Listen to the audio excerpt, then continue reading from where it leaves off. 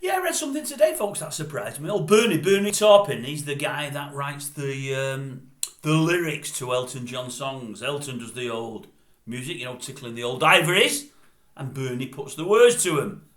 Oh, they might do it the other way, but Bernie definitely does the words. Anyway, he was writing Candle in the Wind.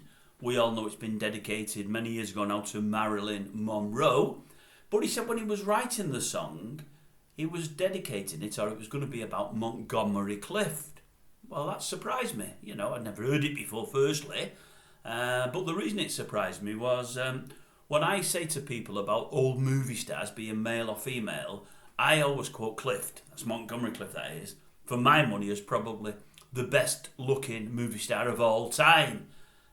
He had a troubled life, did Montgomery. He was one of these fellas that in the Hollywood system there was very much in the closet. He was gay, like Rock Hudson. More people knew about Rock than old Montgomery.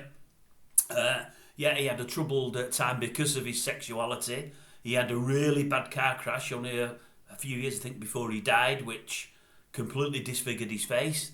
He had an awful time of it, but a great looking fella and a great actor.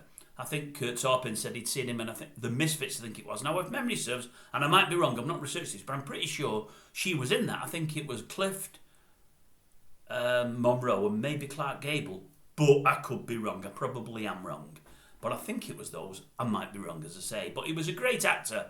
Really good-looking fella. But unfortunately, he was gay at a time when, you couldn't let the studios know that, because obviously his star would have fallen as far as it probably could, and he'd have got no work. But yeah, so Taupan was going to do it about Clift, and then he thought to himself, maybe not enough people will know Montgomery Clift, he said, and then it started to fit the old thing about Marilyn Monroe, and obviously she suffered the early death herself, so that's the way it went. But yeah, I thought it was a strange story. I'd never heard it before, and many, many years after its release, it puts a new slant on the song for me, that. So yeah, it was initially the thoughts were it was Montgomery. It ended up being Marilyn. Still all the M's. I don't know why that means anything. It doesn't mean anything. What am I talking about? Again, drivel, Dave. Absolute drivel.